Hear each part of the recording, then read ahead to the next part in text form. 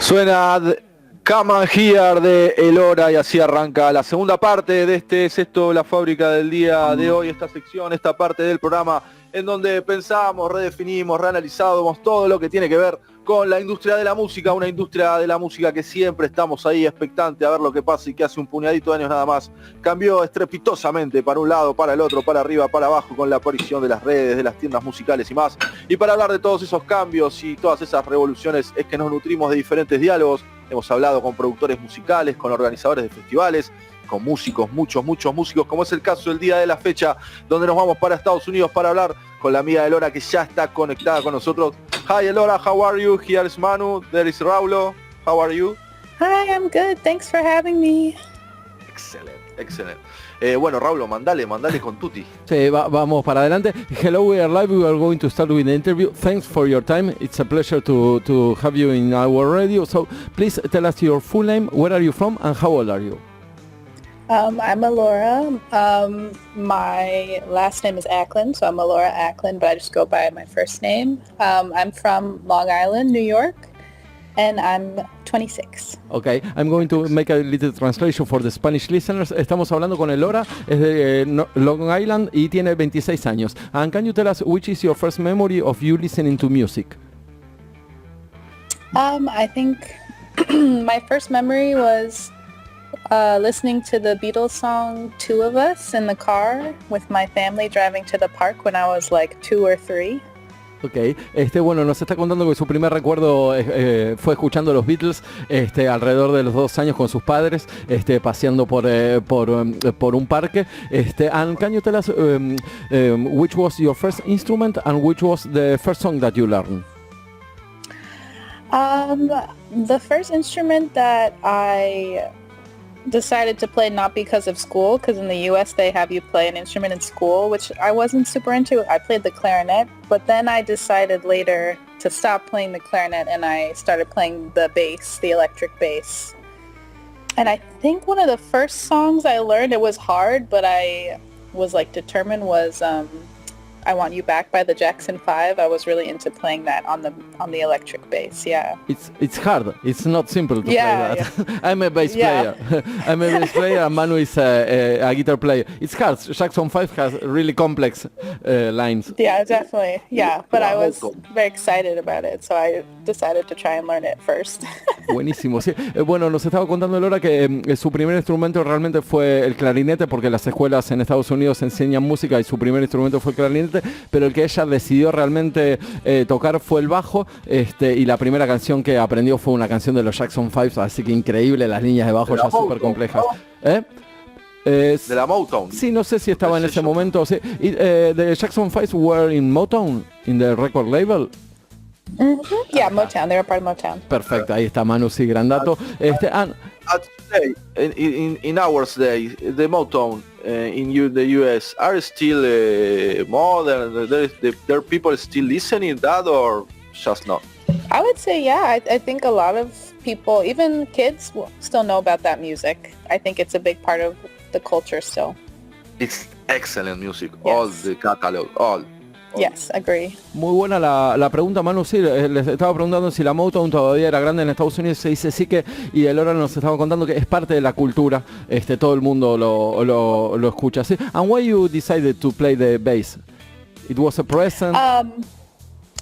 It was. I watched the movie Scott Pilgrim vs. the World, and then I read the comic book.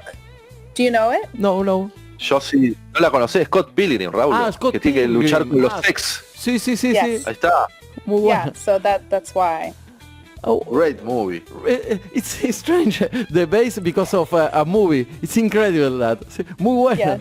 Muy bueno, sí, bueno, nos estaba contando que decidió tocar el bajo por la película Scott Pilgrim, y, bueno, increíble, sí. I'm a bass player, you know, bass player, I play the guitar, I play the drums, okay, I play the bass, that kind of things, but it's excellent what you are saying. Muy bueno, and can you tell us, are there any places to study for free, or you have to pay always in United States to learn music? When I was a kid, I did in my town's library, in the basement of the library, there was a program for kids that I would do, and we put on musicals, and sometimes I would play bass in the musicals, like I would be in the pit, and that was totally free. And then I went to public school, and I learned a lot about music in public school. I got to learn music theory. So growing up there was, but then I ended up going to a private college, which was definitely money. Ok. Bueno, nos estaba contando que hay talleres, por ejemplo, ella en una biblioteca, en el sótano de una biblioteca había un taller en donde ella, bueno, tocaba un poco el bajo y aparte hacían shows. Y en el colegio también se desarrollaba mucho el tema de la teoría musical, pero ya sí que es algo importante o profesionalizarse, ya hay que pagarlo. And which was your first concert, the first show that you went? It's funny, it was Glee. Glee. Glee, yeah. Excellent. Sí, sí. And it was on a theater. Yeah, I liked musical theater when I was a kid. Yeah. Wow. Sí. Vio Glee. Sí. It was in a small theater or in a big? It was big. It was big because the show was very big at the time Yes. when I was younger. Sí, era de Disney aparte, Sí. Disney hace todo grande. Sí, perfecto. No tenía la data, era de Disney Glee, no sabía, Manu, pensé que era de otra. Muy bueno, sí. Y bueno, lo que nos estaba contando, su primer concierto fue a ver a Teatro Glee, y bueno, en un lugar grande. Excellent, ¿no? It's excellent, it's excellent. And, sí, can you tell us why you decided to start a solo music career? I went to school for vocal jazz, and I thought I was just gonna like be a jazz singer, like in small clubs when I got there. But then I was in an environment where everyone around me was writing music and had solo projects, and that was the first time I ever considered something like that, was in college. So that's when I started to try that, and I ended up liking it a lot. And you study jazz music in school? In that school? Mm-hmm. Wow. Yeah. And who is the, I don't know how to say, the excellence in the jazz singer woman music? Yeah, I think I went to school for jazz because I really loved like Nat King Cole, but then as I got to school I learned more about singers like Betty Carter and Sarah Vaughan. So I think, yeah, there's a lot of amazing jazz vocalists. Excellent. See, wow. And I have this personal question. How does it look when you get into the mic, no, and you sing in a jazz school? They say, no, you're singing wrong. What happens there? It was very intense. It's a very intense environment, and I don't think I was expecting that. But yeah, it was like mostly men, and a lot of the vocalists were women, and I think that dynamic was a little weird. So it wasn't the best time musically because I felt a lot of pressure. It was very, very intense. So I think that's why I started writing my own songs instead. It kind of scared me. Tremendo, sí. Dejaba... Sí. Traducí. Sí, no, tremendo lo que nos está contando, muy interesante. Y mira, lo opuesto prácticamente a lo que nos dijo Luca recién, que ella fue a un colegio de jazz en donde se aprendía jazz, y eran casi todos hombres, había muchas voces femeninas, pero fue muy intenso, había muchísima presión, y dice que bueno, también quizás por eso es una de las razones por las que empezó a escribir cosas sola, aparte que había ya un ambiente de un montón de gente generando música y componiendo, sí, pero que había debe haber un nivel de presión estudiando jazz en Nueva York. Debe ser increíble el nivel de presión que tienen, es impresionante. Manu, decime. Sí. No, dale por adelante. Sí. No, it's really interesting what you are talking to us. In November of 2022, you released your first single, Gullible. Sorry, my accent. It's okay. Yeah. How was the recording process? It was good.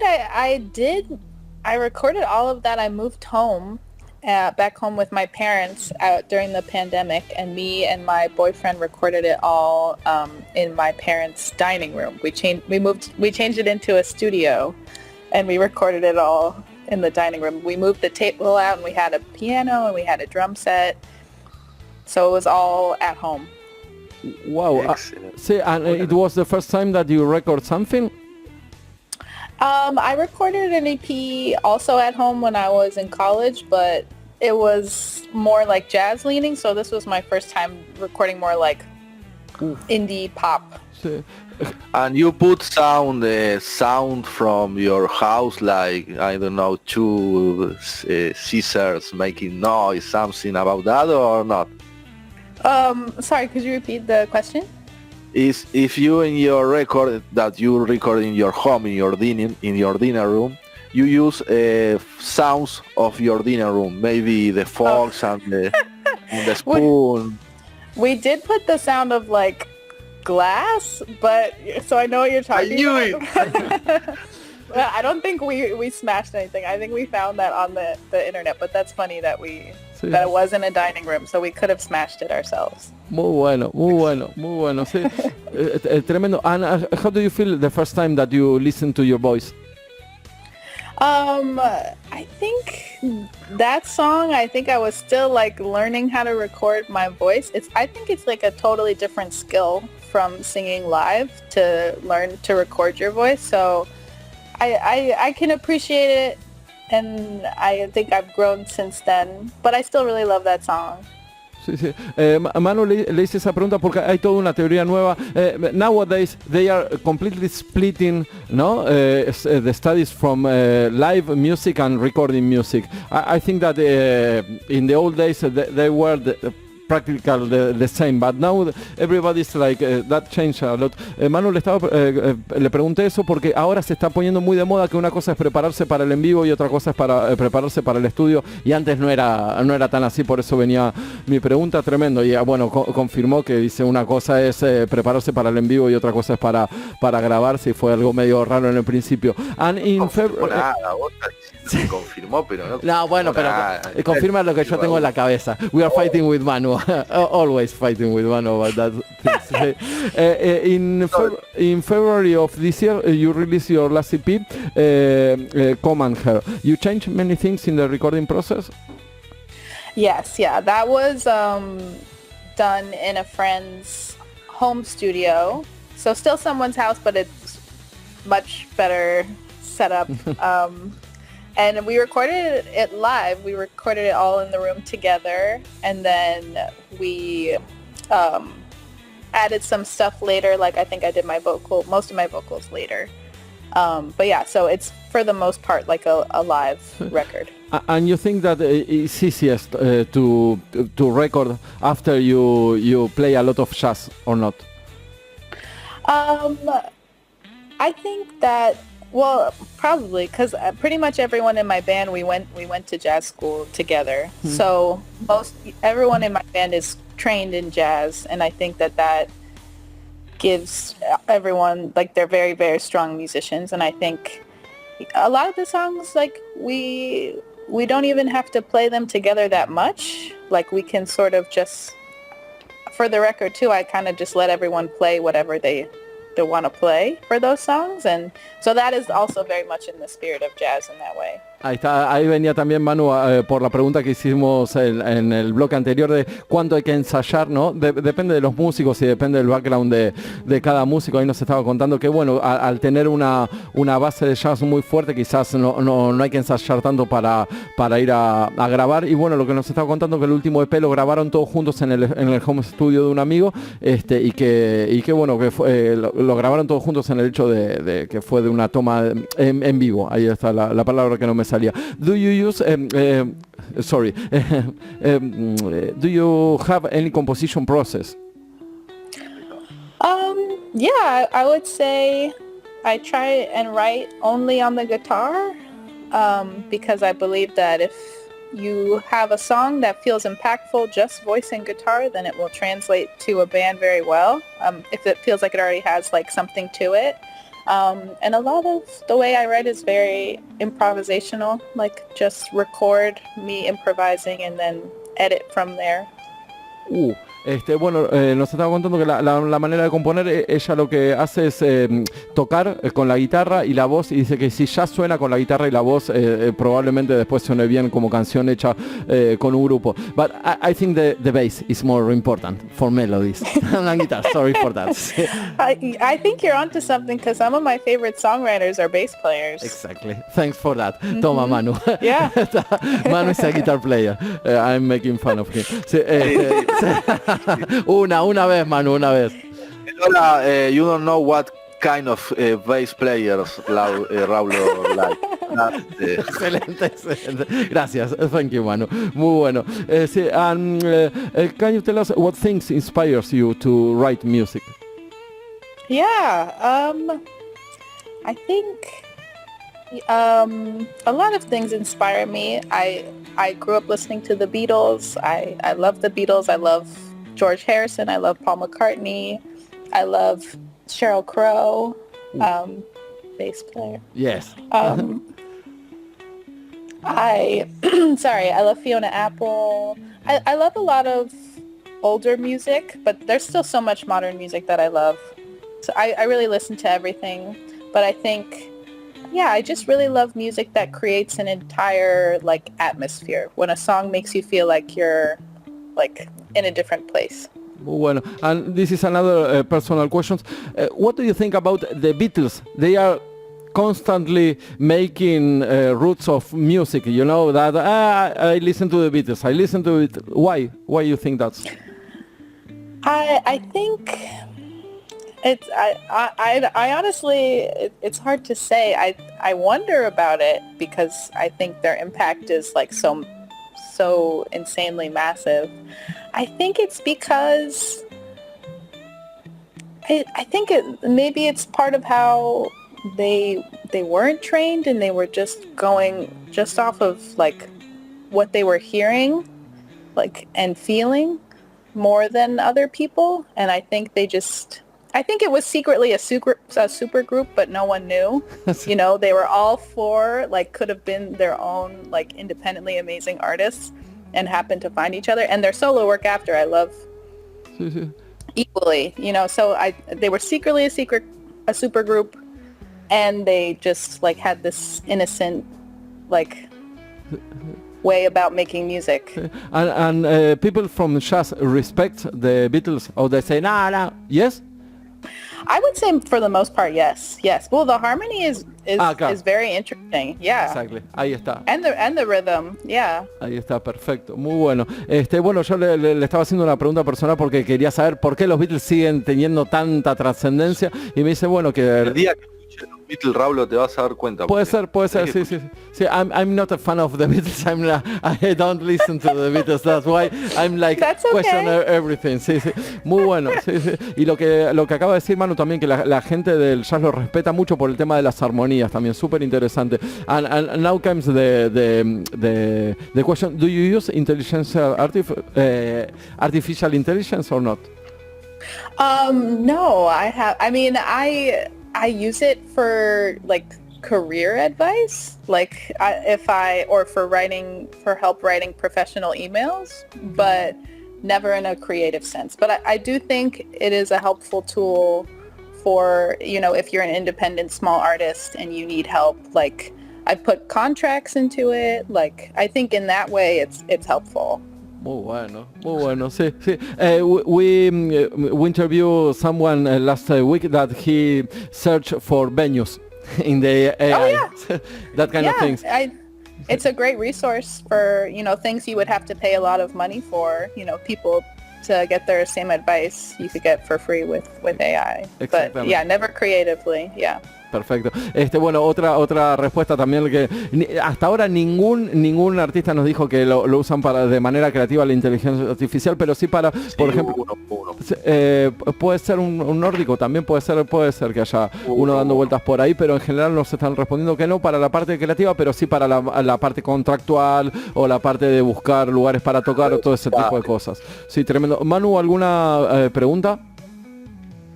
Okay, Elora, you are a young woman, and you in our day there are some strange sound, like Skrillex, that kind of sound. What do you think about that kind of sound?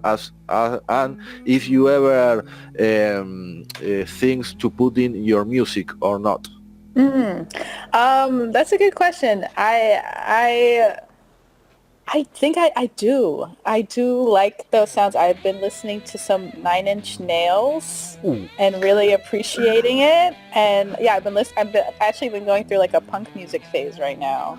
And I'm very inspired by it, I would say. So I think it's cool, and I would consider using some more non-organic sounds in music for sure.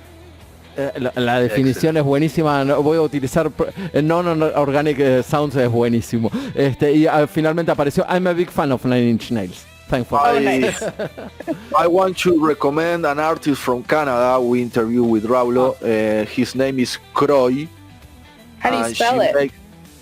Kroy, no sé cómo se dice Y. Ahí está. Kroy from Canada. Then you can check her. It's incredible what she makes great songs, but makes that kind of sound, and she's amazing. Sí.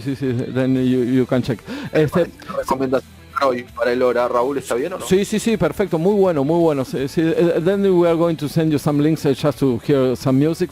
And can you tell us something about the actual music scene in New York? How do you feel about that? I think it's great. I think that it's funny. I went to a show recently and I realized that a big part of the music scene that at least I feel a part of in New York City is like from TikTok. Like we're all interacting on TikTok and posting all the time on TikTok to try and get our music heard and supporting each other. And I'm really inspired by a lot of those people. Like my friend Hudson Freeman just released an album. It was for his release show. And yeah, so a lot of us are on TikTok trying to get our music heard. Wow, in TikTok, music now is in TikTok? Perfect. Yeah, it's actually like a very good space. Like a lot of people will leave the TikTok app to listen to your music. A lot of people go on TikTok to find small artists. So yeah, it's a very friendly atmosphere. Perfecto, thanks for the tip.